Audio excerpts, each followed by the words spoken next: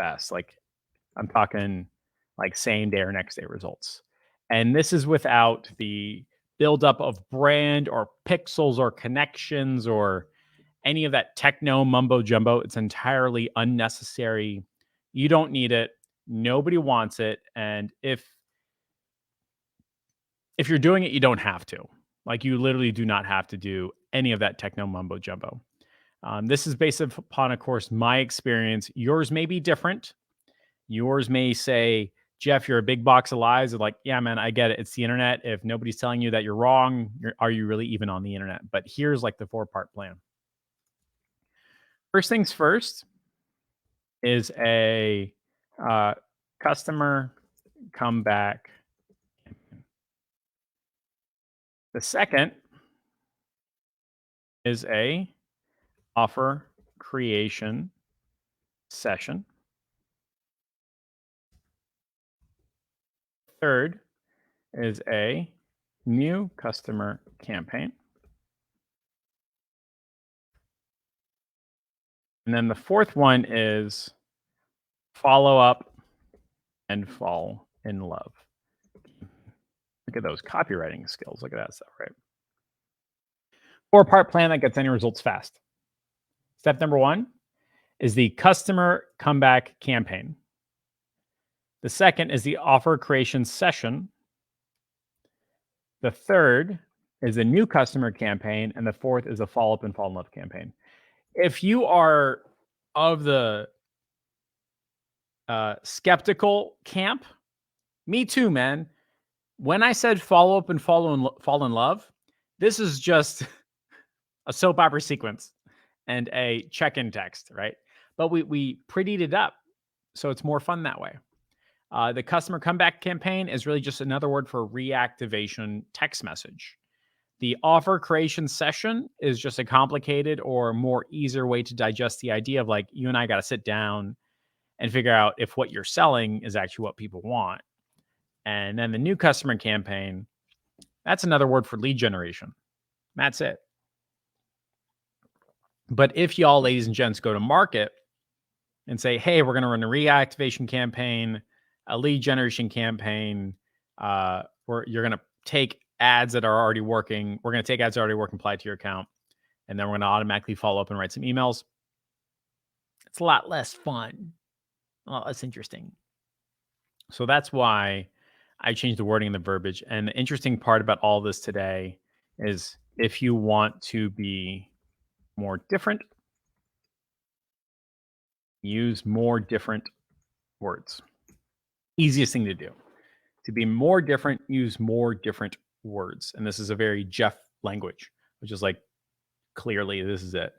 So like I mentioned, and I'm going to reiterate, I'm going to say it again. Okay. If you are saying a follow-up campaign with a series of emails, you're in one bucket. If you say a follow-up campaign and a fall in love campaign, you're in a very different bucket. This will appeal to two different types of people.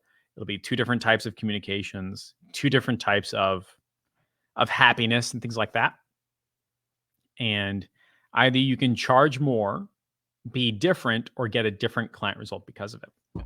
So let's break down what's included in all this fun stuff. And again, this is the 4 steps that you can use to simply get your client more results faster. The customer comeback campaign. The customer comeback campaign is the dressing on the salad or the dressing on the cake. What is that? The outside layer. It's the wax to the car. It's the sizzle to the steak, right? In the steak term, in the what does it really mean and what does it include, a customer comeback campaign is effectively a reactivation campaign, which, by the way, in the pure stuff coincidence, we're going to be talking about on Friday in Friday's interview. Customer comeback campaign is simply a series of text messages that will go out to your client on behalf of them to their list, giving someone a reason to come back and buy more stuff. The mistake a lot of people make is avoiding the reason, simply saying, hey, we're doing a sale or a discount. That won't really move the needle the way you expect. It'll be kind of suspicious. Like if you got a text message saying, hey, it's Best Buy, we're doing 10% off. It's not really what we're talking about. That is the steak without the sizzle.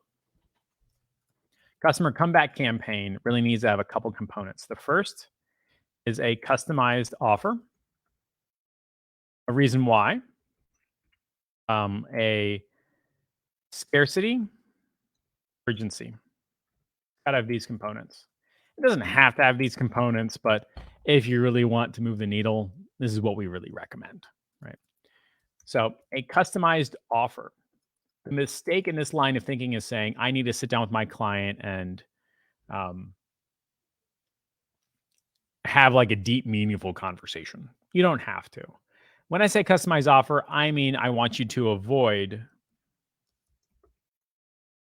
10%. Hey, it's Best Buy. We're doing 10% off. Want it? If so, click reply for a coupon.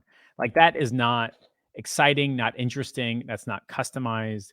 We just need something. I'm going to say an exciting offer, exciting opportunity. I want you to avoid the 10% off. Your client doesn't like it. You're not going to get the results. Not exciting. Instead, I want you to do a reason why campaign. Send out a text message saying, hey, to celebrate our 3-year anniversary, we're giving 30 people 30% off their next 18-point Swedish massage. If you're interested in this, call us now and claim a spot today. That's a little bit better because that gives like a reason why. Like, hey, okay, I get it. You're celebrating. It all makes sense. There's some rhyme in the languaging. Cool, I get it. Another example would be like, hey, I'm sending this text message because we just bought a brand new dangled machine and we're looking for 20 people to use it at a discount. This discount could be up to 50% off, but only for the first 15 people. That's a reason. I get it. You could say, we just hired a brand new, what do they call people that do hair? Not barbers. We just hired a brand new stylist and I'm looking to get her to cut her teeth and earn her stripes. If you're interested, I would like to offer you a cut clean hair shampoo thing originally for $122, but you could get it for $79. And as soon as this person is experienced, we're taking the idea off the table, offer off the table. If you're interested, reply yes.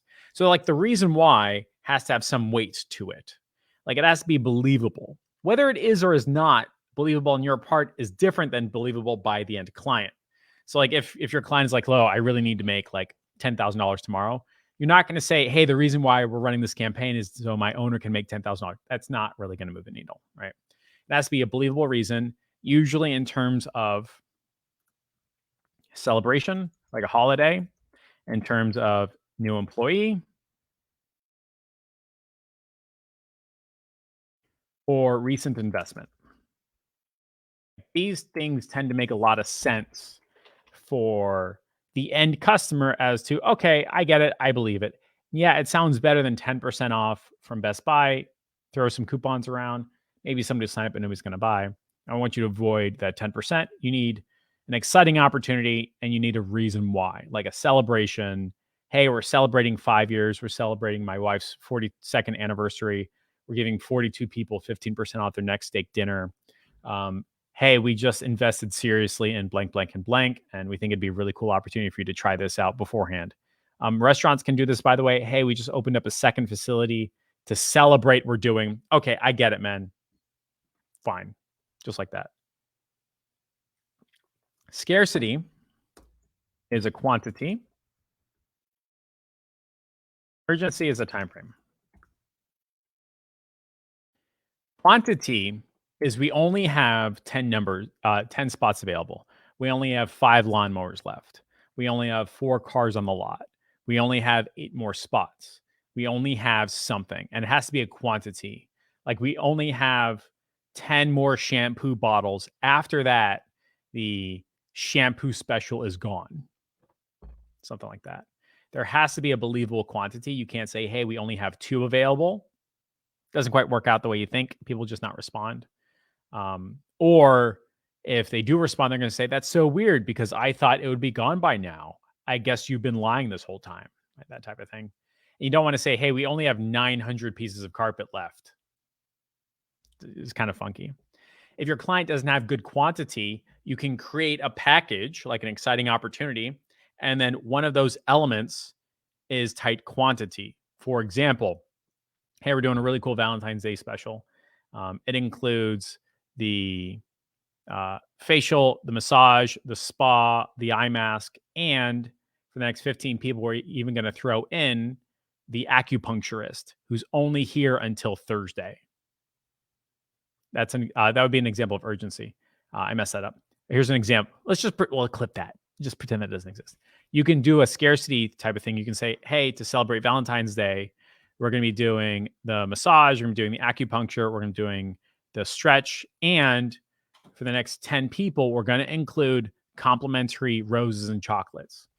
There, now your package has scarcity really, really fast, really, really quickly. The rest of the stuff doesn't have any quantity. The 10 roses do. Yeah, we're all out of roses, man. Nothing I can do for you. Okay, cool. That's believable. I get it. Next up is the urgency. The time frame can be like the employee's going to be out, like I mentioned before. That one was the urgency. You can mention the Valentine's Day. Actually, the special only runs until the day of Valentine's Day. Everybody gets it. For the urgency, you can say we're closing it down on Tuesday because Wednesday we're leaving. Okay, I get it. Right. And so that's where holidays really line up very, very quickly, like Memorial Day sales or Valentine's Day sales or Christmas sales. Like, oh, it's the Christmas special timeframe type of thing. But you can make up this time frame and you can make up this urgency whichever way you see fit. Totally doable. So first off is the customer comeback campaign. Have an exciting opportunity, not 10% off Best Buy. I mean, you need a reason why. You need scarcity. You need urgency. If you're not 100% sure on what your client should be selling, call them and ask them like, yo, you got anything off the shelf? Or do you want me to present you options from other clients? Cool. You're going to blast that shit out to, I would say 3 to 5 people an hour until you've reached capacity, until you've reached your scarcity, until you've reached your urgency or reach your goals. Roll out. 3 to 5 per hour until sold out. I would really avoid blasting out to 150,000 people on your client's list. Hey, we've only got 49 spots left. That doesn't feel good at all. It doesn't feel good for the 119,000 people that didn't see the message. It doesn't feel good for the client saying, I got a whole bunch of people I got to say no to. And it doesn't feel good to the people that actually receive the message saying, I called as soon as I got it and you're already sold out. I'm like, well, what am I going to do? Right. So again, roll it out 3 to 5 per hour until it's sold out. You can do this by text or you can do this by email. And I would really recommend you tell your client, hey, your job is to reserve their spot by taking payment, not scheduling.